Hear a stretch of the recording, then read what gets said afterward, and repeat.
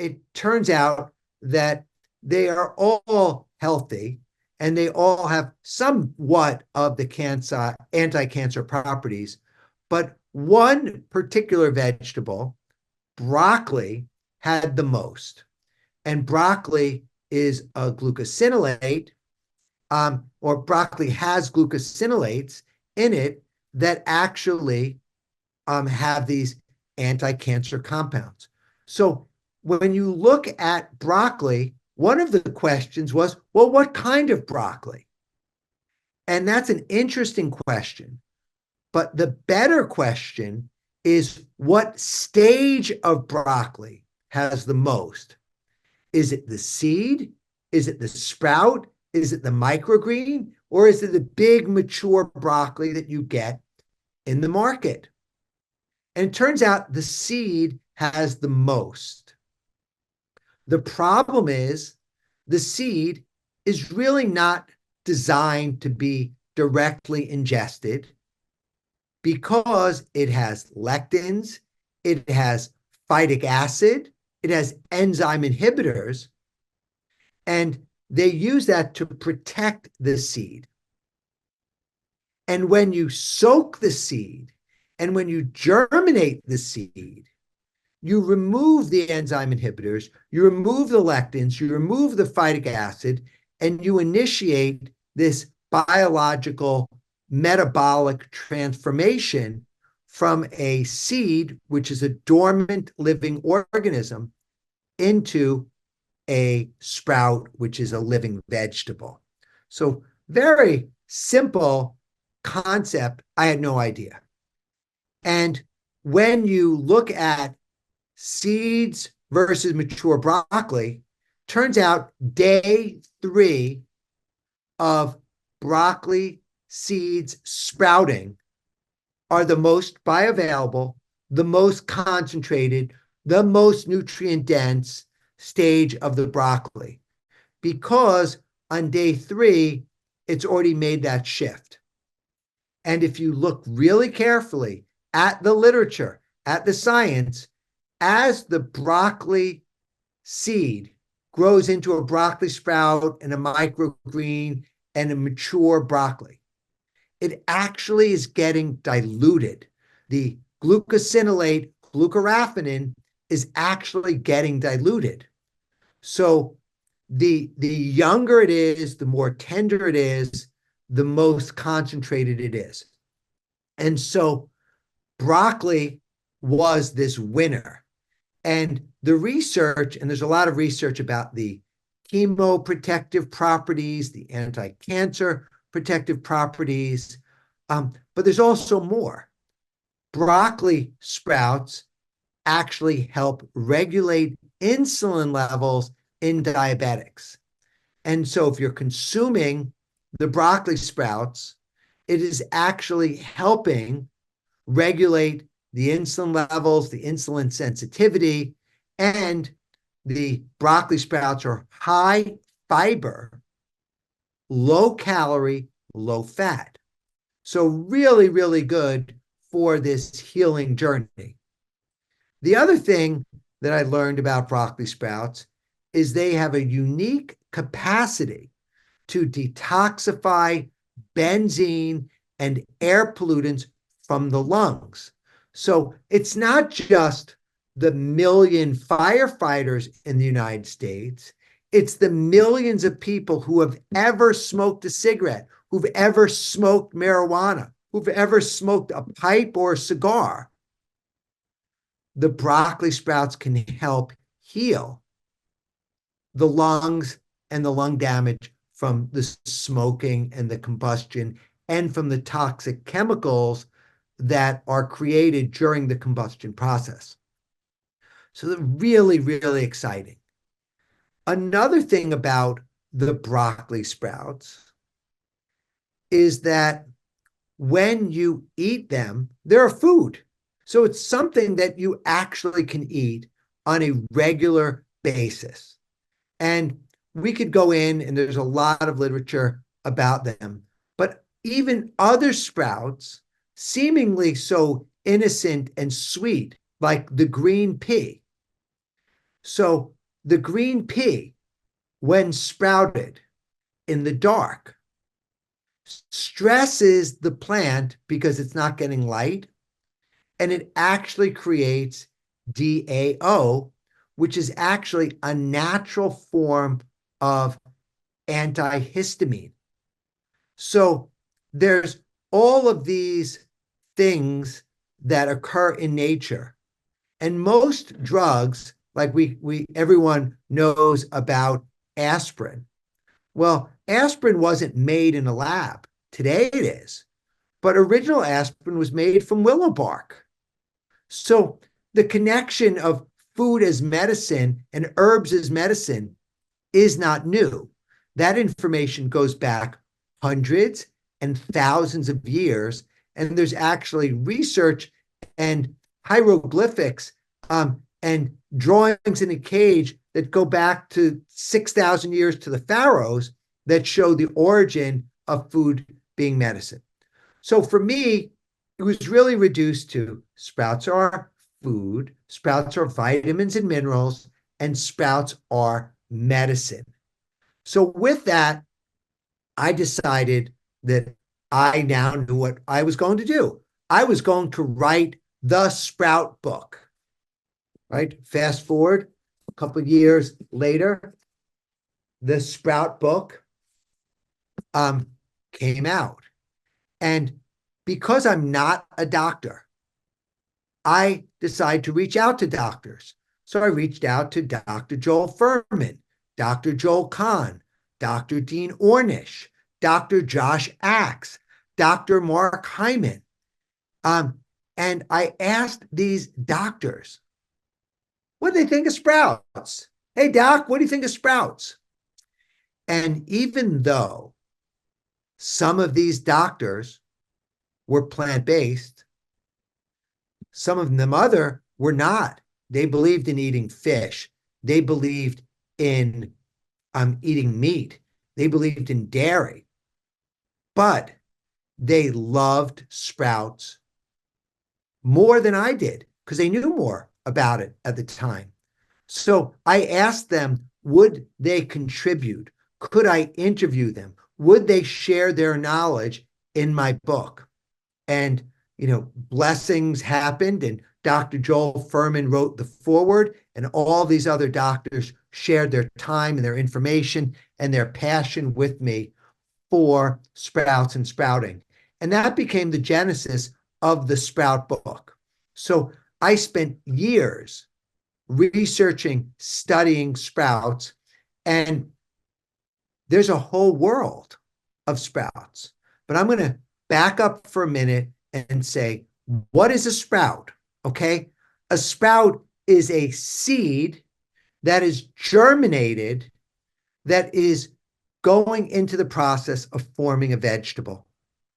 And that is what a sprout. It's a label for a vegetable somewhere between market stage, garden stage vegetables and seeds.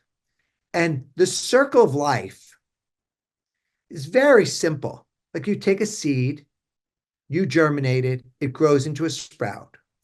And that can take 0 to 5 days. And in that process of 0 to 5 days, 0 to 7 days, no soil required, no fertilizer required, no sunshine required. So what's happened is within the seed, nature has embodied and enclosed the food for it to grow on its own. So that's really powerful. So you add water, it takes oxygen and carbon from the atmosphere, and it starts to grow. So that's a sprout. And what sprouts? Alfalfa sprouts, radish sprouts, broccoli sprouts, clover, lentils, fenugreek, pea, cannabis, beets, celery, cucumber, tomatoes, peppers. Every seed sprouts.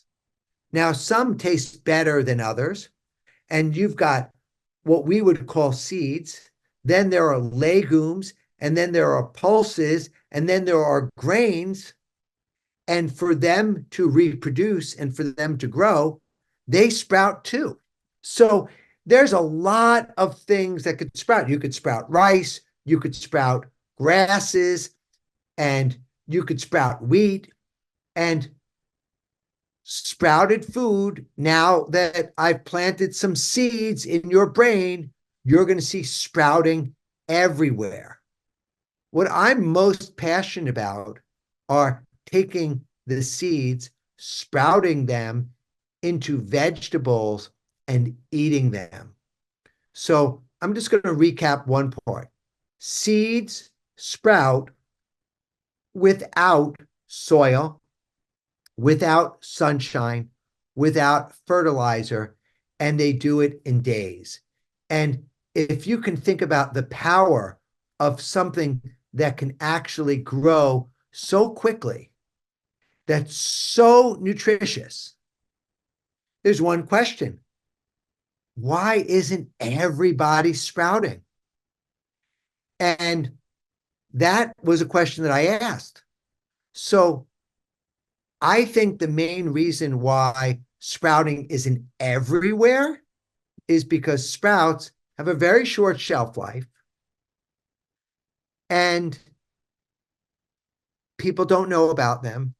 So when you go into the health food store, like you can go into Whole Foods or you could go into Walmart or you could go to Albertsons, they have tens of thousands of items that they are selling every single day.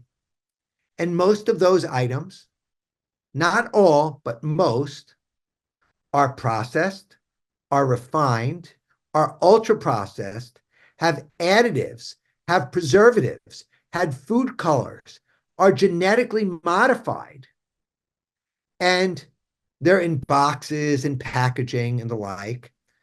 And they do that under the guise of safety. But is it really for safety or is it for convenience? And so convenience equals profitability and scalability. So for me, my greatest blessing, as hard as this is, was the loss of my entire family. For me, because that made me fully present to know that everything that I eat was a choice, was a life or death decision, and could positively or adversely impact my life.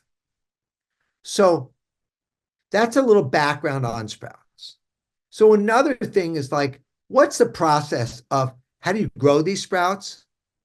And I was going to have all of these props and all these diagrams. It's very simple.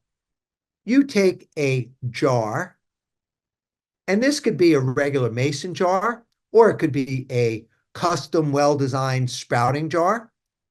You can add cheesecloth over it, or you could have a plastic screen or a metal screen or any other way to act as a filter. So the core equipment you need is a jar, you need a filter, you need water. And a big question I get all the time is, well, what kind of water do I use? Well, I'm using reverse osmosis distilled water, but some people use spring water, some people use tap water. And the recommendation is to use the best water that you have access to. So clearly, chlorine will act as an antiseptic, antibiotic. So it's probably not the best. And a little secret that you can have, if you have chlorinated water, you can put it into a pot and let it air out overnight. And the chlorine will actually turn into saline and will lessen its level of toxicity just by being exposed to the air. So I do that if I'm in a hotel. I fill up the bathtub as soon as I get there, and then the next morning I take a cold bath because I don't want the chlorine, and I certainly don't want to inhale the hot chlorine fumes.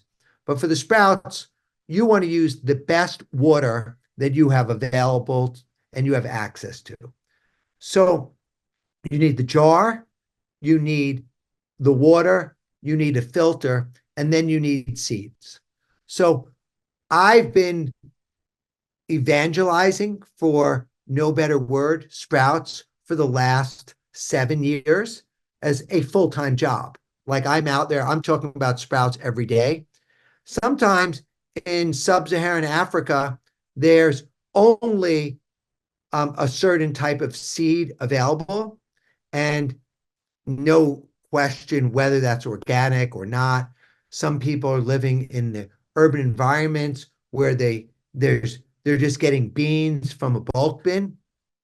But if you're listening to this and you're watching this course, I would recommend the highest quality seed that you can get, which is organic, which is tested for pathogens, which is tested for a high germination rate, and that's even further tested for glyphosate residue. Glyphosate, aka Roundup, is a pesticide that is very, very common in agriculture in the United States, and it gets everywhere. And there are literally thousands of lawsuits against people that have gotten cancer from being exposed to Roundup, um, glyphosate. So I really recommend that being a standard. And if those seeds are available in tons of varieties, and so you get the seeds, you get the jar, you get the filter and the lid. Once you have those, you take, whether it's 1 tablespoon or 4 tablespoons or a cup, and I wrote a whole book on that, but for the purpose of this uh, explanation, I will say if you start with a 1 quart jar, 32-ounce jar, you could use 2 tablespoons of seeds, and whether it be alfalfa or radish or clover or broccoli, 2 tablespoons of seeds in the jar. You add the seeds to the jar.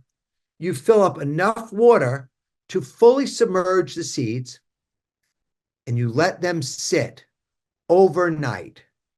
And then the following morning, you strain off the water, you add some fresh water, you swirl it around, and then you pour off that water, and then you leave the jar inverted at approximately a 30-degree angle so that the extra water strains out.